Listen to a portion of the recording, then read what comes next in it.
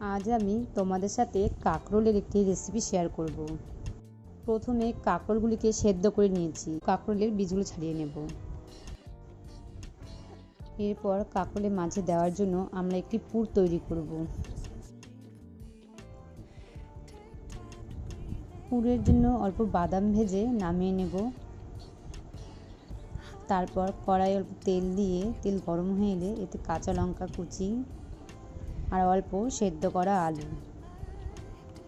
ভালো মতন একটু মিশিয়ে নেব। তারপর এতে দিয়ে দেবো 1 চামচ আদা জিরা বাটা আর বাদাম বাটা, ভেজে রাখা বাদামটা গুঁড়ো করে নিয়েছি।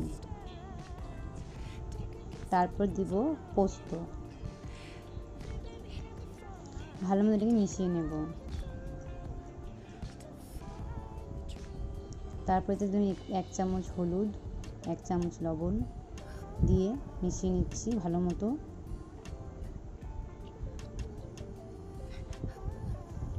ভালো মতো মিশিয়ে নেওয়া হয়ে গেলে এবার এটিকে নামিয়ে নেব। এরপর এটিকে আমরা কাঁকরোলের মাঝে ভরে দেব।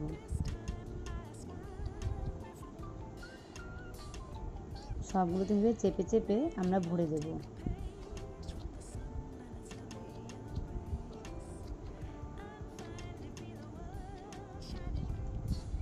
এইভাবে আমরা সমস্ত ভরে দিচ্ছি।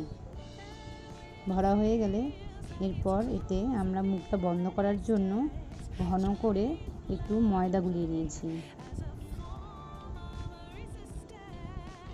এতে দিয়ে মুখটা যাতে বেরিয়ে না আসে তার জন্য মুখটা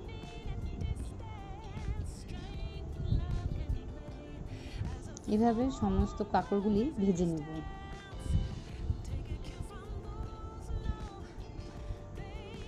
আমার ভাজা হয়ে গেছে। এরপর কড়াইয়ে তেল গরম হয়ে গেলে তাতে ফোড়ন দিয়ে দেব। একটা তেজপাতা, শুকনো লঙ্কা, এলাচ, যাতে আছে আদা জিরা ধনিয়ার গুঁড়ো দিয়ে ভালো মতন কষিয়ে নেব।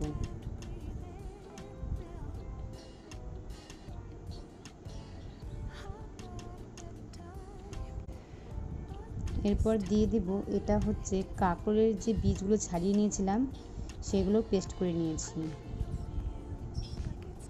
তারপরে আবার ভালো মতন কষিয়ে নেব।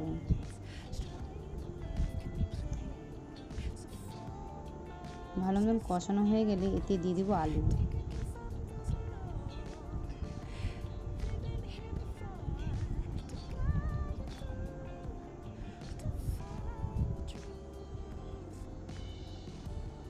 এটাও কষানো